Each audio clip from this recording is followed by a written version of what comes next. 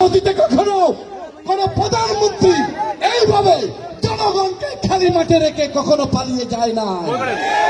একমাত্র শেখ হাসিনা জনগণকে এইভাবে ফেলে তার স্বামীর কাছে পালিয়ে গিয়েছেন। পালানোর কি ইতিহাস বাংলাদেশে আছে কখনো? বেগম খালেদা জিয়া পালাই যান নাই। বেগম খালেদা জিয়া জেলখানাকে বেছে নিয়েছেন। জেলখানায় অন্যায়ভাবে 10 বছর তাকে আটক করে রাখা হয়েছে।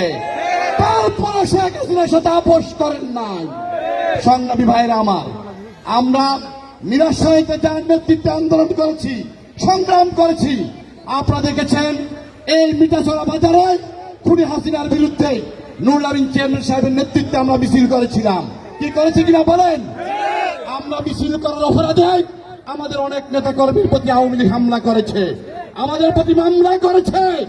কিন্তু মিরাশাইতে নুরুল আমিন চেয়ারম্যানের থেকে বড় নেতা যিনি দাবি করেন, সেই নেতাকে আমরা মিরাশাইয়ের মাটিতে, এই মিঠাছড়ার মাটিতে একদিনের জন্য মিছিল করার জন্য আমরা পাই নাই। আমরা কি পেয়েছি বলেন? আমাদের মিরাশাই উপজেলা সদরে মিরাশাই উপজেলা বিএনপির অফিস ছিল একটা, জানেন তো আপনারা নাকি?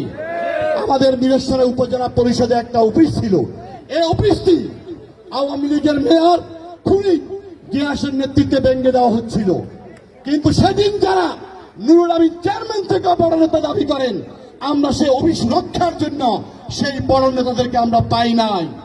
আমরা নুরুল আমিন চেয়ারম্যানের নেতৃত্বে আমরা সেদিন প্রতিরোধ করে তুলেছিলাম এই আওয়ামী লীগের বিরুদ্ধে। সংগ্রামী ভাইরা আমার, আমরা যেই নেতাকে দীর্ঘ 17 বছর আমার নবুল পর্যায়ের নেতা জনাব নুরুল আমিন চেয়ারম্যান সাহেবকে আগামী দিনেও নমিনেশন নিয়ে আমরা বিপুল ভোটের ব্যবধানে